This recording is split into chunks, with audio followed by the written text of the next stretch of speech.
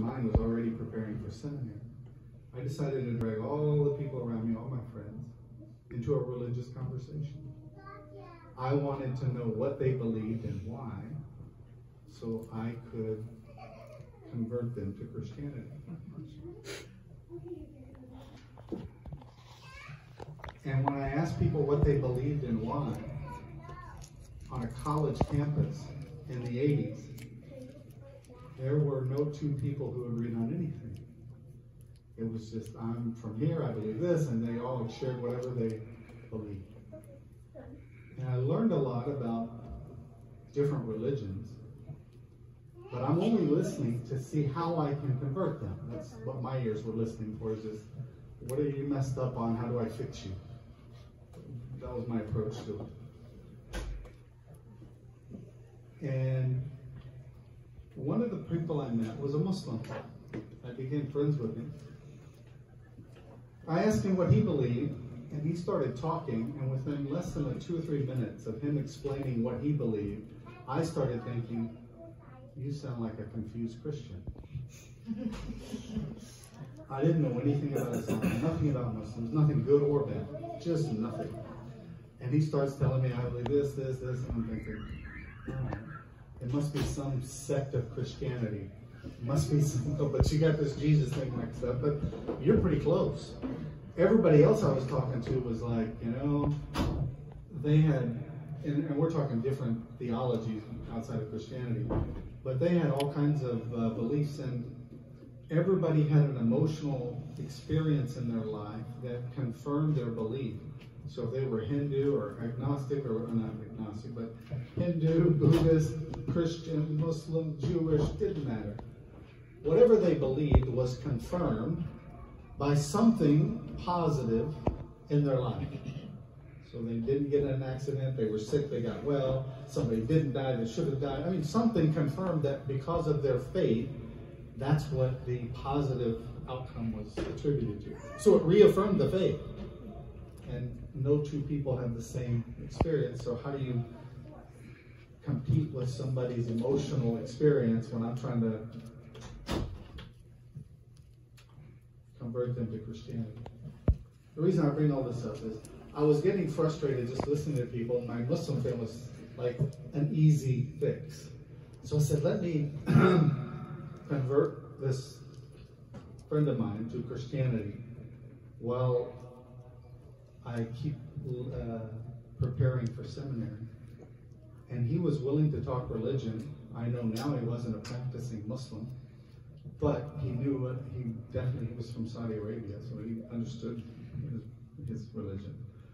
We would talk, and every time we talked, the next time I saw him, he would bring me a book on that topic, written by a Muslim in an interfaith dialogue perspective. So I got everything that Ahmed Didat ever wrote, Jamal Badawi, Tariq Sudan, anything on a comparative religious on that subject, he would just go find it somewhere and bring it to me, a pamphlet, a little leaflet, a book, whatever. Flyer, yeah. So I'm getting all of this information, you know, trying to explain to him Christianity. And he's given me these little booklets, and I end up getting everything that Ahmed Didat ever wrote. And my personality fit Ahmed Didat's personality. I don't know if you know anything about Didat before he died. His son was assassinated. Yeah, he just got assassinated, but his father was a da'i who wrote a lot of books, pamphlets, and he dealt with all the Christian missionaries who went into South Africa and kept preaching, you know, trying to convert all the South Africans. And he grew up in that environment, and he just got tired of their tactics, so he learned everything he could about Christianity, and then he ended up writing booklets and being a da'i, you know, kind of a debate against Christianity.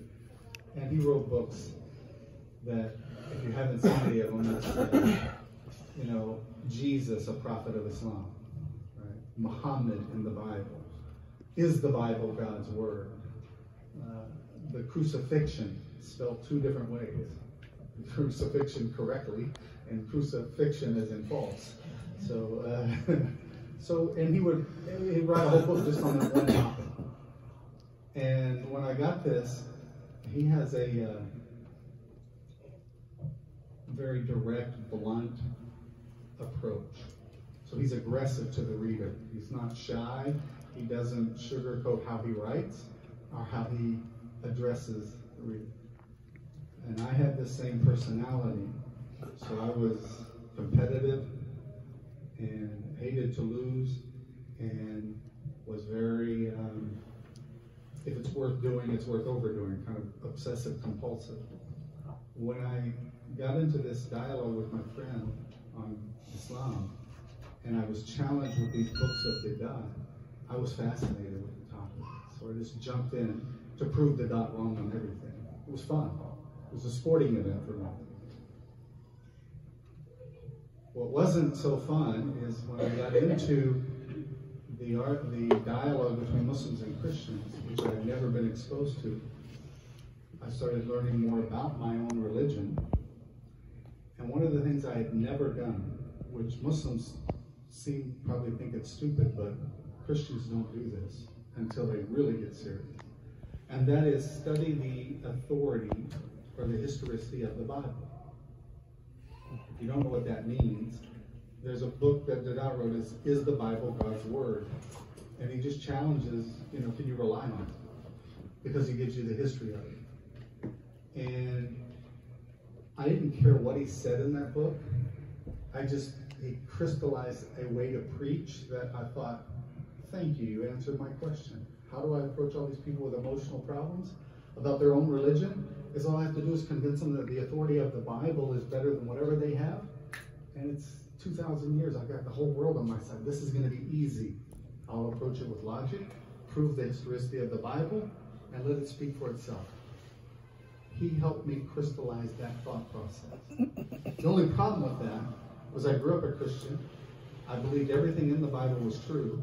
I could recite many of the verses, but I never studied the actual historicity of how we got the book. I just believed it. When I started to study the historicity of the Bible is where my faith was challenged to the core. All I wanted to do was prove something true that I already believed. And what I found out shook me to my core.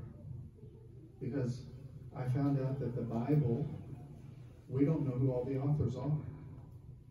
Honestly, they still today don't know who wrote all the books in the Bible. There are different versions of the Bible, the Catholic, the Protestant.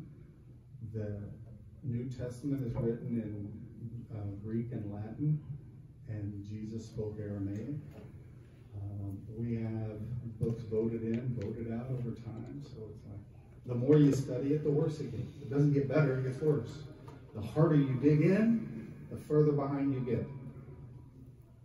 So, because that shook me up, I really felt insulted by just the Dot challenge, so I wanted to prove the Dot wrong. So he said, Muhammad's in the Bible. I've been to church my entire life, never heard his name mentioned once. Good or bad, irrelevant, basically. So he says he's in my Bible, so I'm like, no way.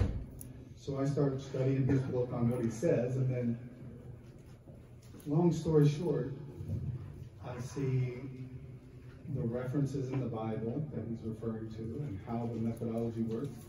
And I go to Christian sources and I start to see my Bible ordering me to follow a person from the same place that Muhammad's from, the same city that he's from, to do the same things that he did. So it looks like it's ordering me to follow a prophet like Muhammad. I then keep studying different stuff, and it boils down to the question that I started with my friend was, he was a confused Christian because we looked like the same on everything except Jesus. Was he prophet or God? That's what I got back to after doing all this studying, was the only difference between these two religions is Jesus. And is he a prophet or is he God? And when you read the Bible with no opinion, you're not reading into it. You're reading just what it says and you don't care what it means. I started to see the Bible tell me that Jesus never claimed to be God. He said, the Father's greater than I of mine own self do nothing. Why callest me good? There's none good but the Father. Our Father who art in heaven. He himself spoke like a non-authoritative person. People in the Bible speak of Jesus as God. So I started seeing my Bible order me to follow the Prophet Muhammad, Jesus speaking not to be God. Ended up, I graduated from my senior year in college, and I was the confused Muslim, not my roommate. I took Shahada, and I got my degree in investment finance. I specialized in interest rates, how to make money with money, and said, La ilaha illallah, Muhammad Rasulullah. Never went into my degree, and here I am today. Mashallah. Thanks for sharing.